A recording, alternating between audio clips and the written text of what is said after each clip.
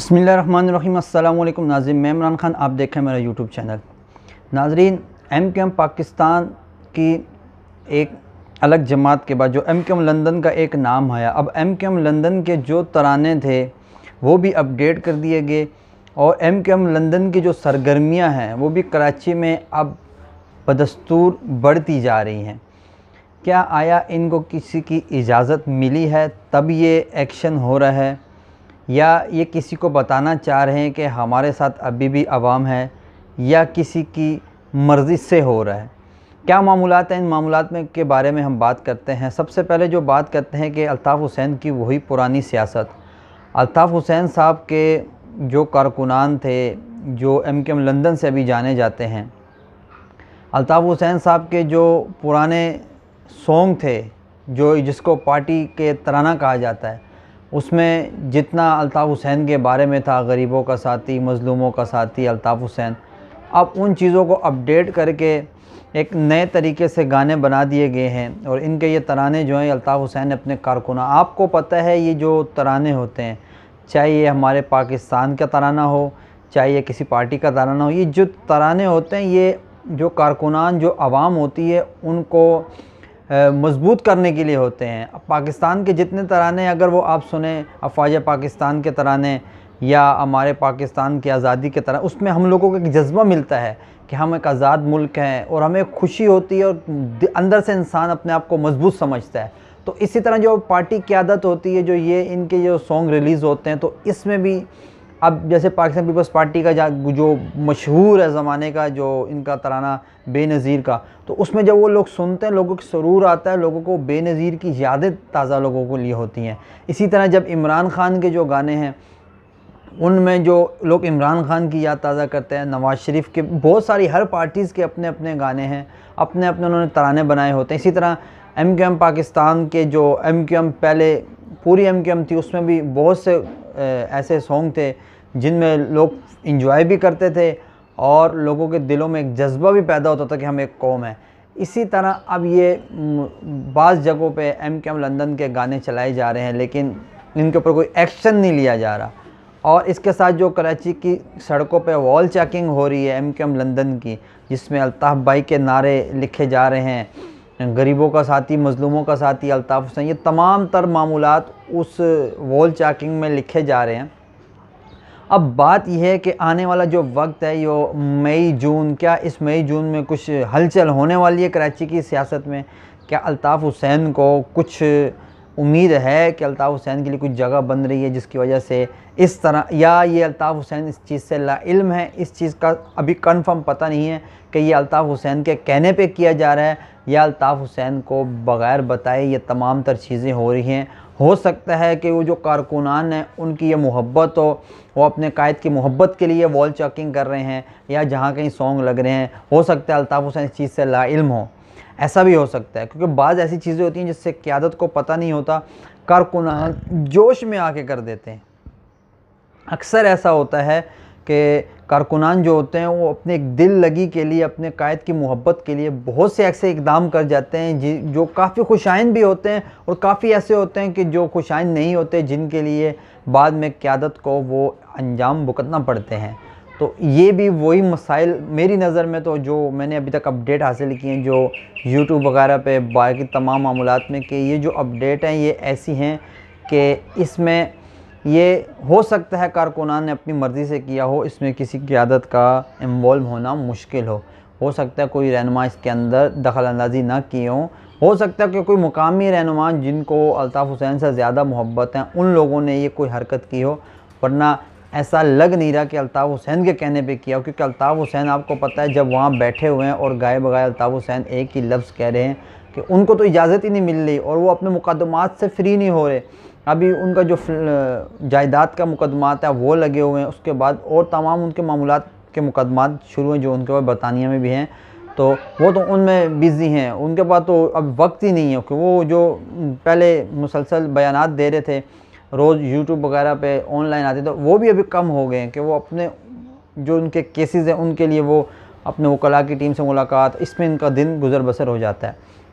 पाकिस्तान की जो एक बहुत अच्छी इम्पोर्टेंट ख़बर है कि पाकिस्तान भी पहला जो सैटेलाइट मिशन है पाकिस्तान का वो भी चाँद के लिए रवाना हो गया है। ये पाकिस्तान के लिए बहुत खुश आइन है, पाकिस्तान की तरक्की के लिए बहुत बेहतर है कि आपको पता है कि चंद्रयान पहले जो हमारे पड़ोस मुल्क भारत का था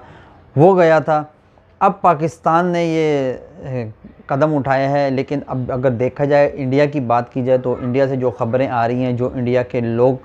ताना मार रहे हैं पाकिस्तान को, हालांकि ये हमारे लिए बहुत अच्छी बात है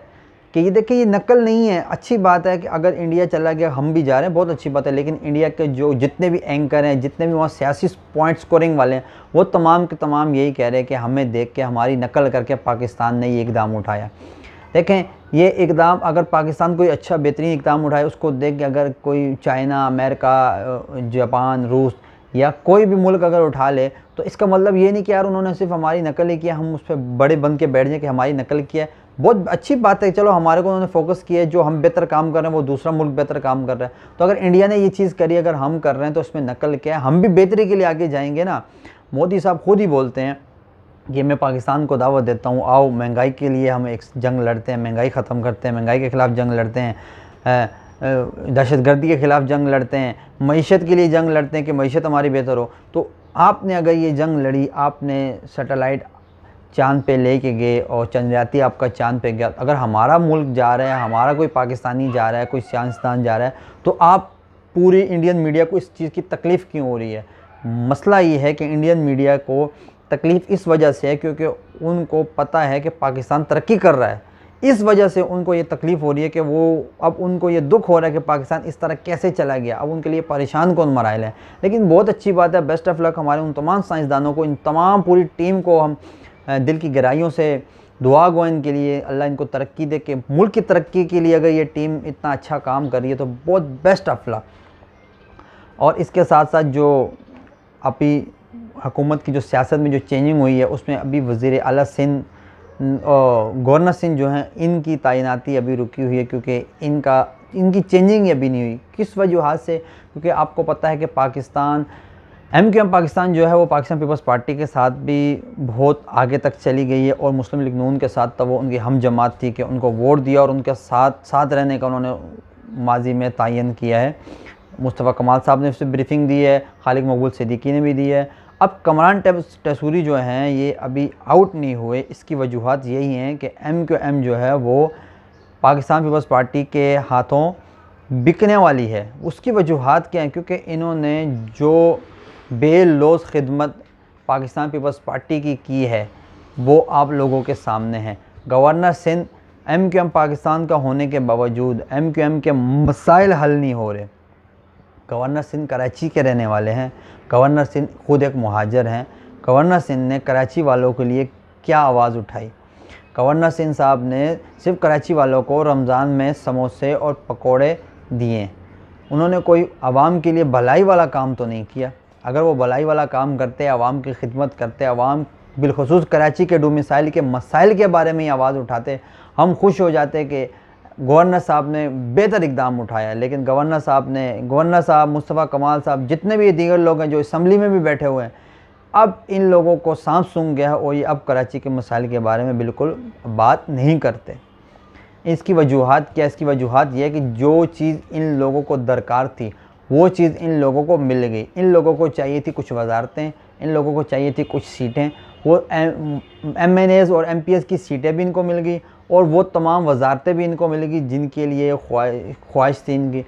इसलिए अब ये बिल्कुल पुरसकून माहौल में बैठे हुए, इनको पता है कि हमारे तो मसाइल हल। असल मसला ये होता है इन सियासतदानों का कि इनके मसाइल हल होने चाहिए। जब तक इनके मसाइल हल नहीं होते, ये रोडों पे अपनी कारकुनान को भी लेके आते हैं, अपनी आवाम को भी लेके आते हैं, वो एहतजाज भी करते हैं। लेकिन जब इनके मसाइल पूरे तरह हल हो जाते हैं तो ये आवाम के मसाइल भूल जाते हैं, कारकुनान के मसाइल बिल्कुल भूल जाते हैं। अब कारकुनान अपनी जगह बैठे हुए हैं, आवाम अपनी जगह परेशान है, लेकिन इनके मसाइल तो हल हो गए ना। इनको अपनी सीटें मिल गई, अपनी वजारतें मिल गई, अपने फ़ंड्स मिल गए। अब इनको क्या लेना आवाम से? इनको तो कुछ भी आवाम से लेना। हाँ, जब बल्दियाती इंतखाबात आएंगे फिर ये आएंगे आवाम के लिए, फिर ये कराची का हक़ मांगेंगे, फिर ये कराची के डोमिसाइल के मसाइल मांगेंगे, फिर ये कराची के जो वाटर के बोर्ड के मसले हैं, पानी के, वो तमाम के तमाम ये बैठ जाएंगे, धरने देंगे, एहतजाज करेंगे, रैलियाँ निकालेंगे कि हमारे मसाइल हल करो, कराची वालों को बेदर्दी से लूटा जा रहा है, कराची वालों के साथ फलान हो रहा है। लेकिन अभी इसलिए खामोश है क्योंकि अभी कोई बलदियाती इंतखाबात नहीं आ रहे, कोई जनरल इंतखाबात नहीं आ रहे, क्योंकि इनको पता है हमें सीटें मिल गई, हम 5 साल के लिए फ़िक्स हो गए हैं, अब हमारे को टेंशन नहीं है, अब हमने क्या आवाम से लेना, हम 5 साल बाद ही आवाम के कदमों में जाएंगे।